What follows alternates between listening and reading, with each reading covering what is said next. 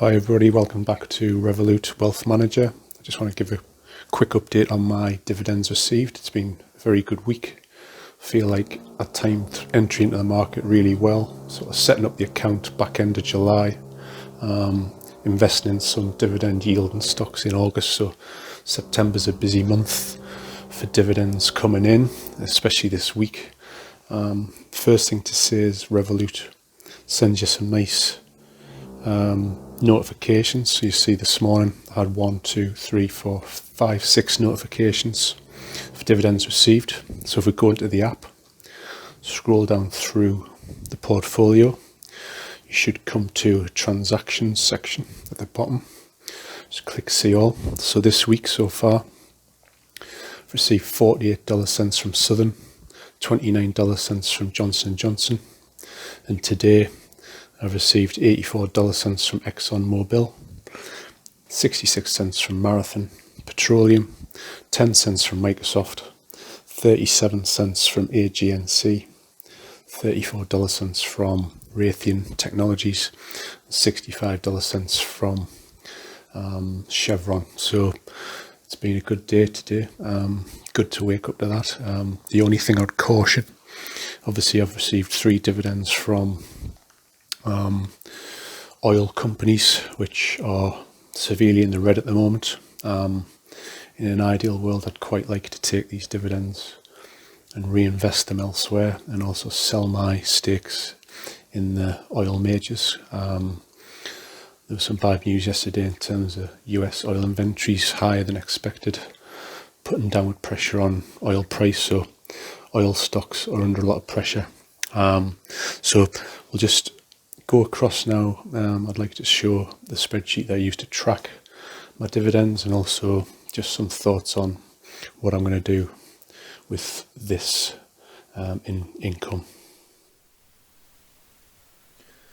Okay, so here we have a basic spreadsheet that I like to keep in terms of tracking dividends. You can see just a basic list: date, month, stock ticker, stock name, sector, and also the dividend received. So since sort of back end of August, as I said before, I opened the Revolut account end of July, invested in stocks sort of through August. First dividend received 24th of August, Starbucks, 20 cents. Last week on the 2nd of September I received 2 dividends, one from First Energy utility company, 58 cents. I've actually put in an order to sell my shares in First Energy today to reinvest elsewhere. Intel, 29 cents. And then the dividends that I've just described received this week. So this week I've received a total of $3.80. And then just keep a very basic monthly summary. So you can see 20 cents earned in August, big spike up to 4.67. I'm expecting quite a good month in September and a drop off in October, probably pick up back again in December. Just in terms of sector analysis, because I think that's really important. I've got a table here looking at where I've invested in terms of sector, percentage of the portfolio. So you can see I've got sort of 19% in retail wholesale, 18% in computer and technology, 13% in finance. But one of the points I really want to make in terms of oils, energy, so I've invested 9% of my portfolio in that sector, currently 10% down. So although I've earned $2.15, which is actually the largest proportion dividend, I'd probably prefer to get out of this sector if possible. I can only foresee further downward pressure on the sector, so I'm debating in my mind whether to cut losses or try and see it through. That's a decision I have to make. But there you are. I mean, so far I've been trading for about a month and I've already received almost $5 dividend. Obviously the dividend yield is a kind of artificial measure, because really you want to be calculating the expected annual dividend, so the majority of these dividends are paid quarterly.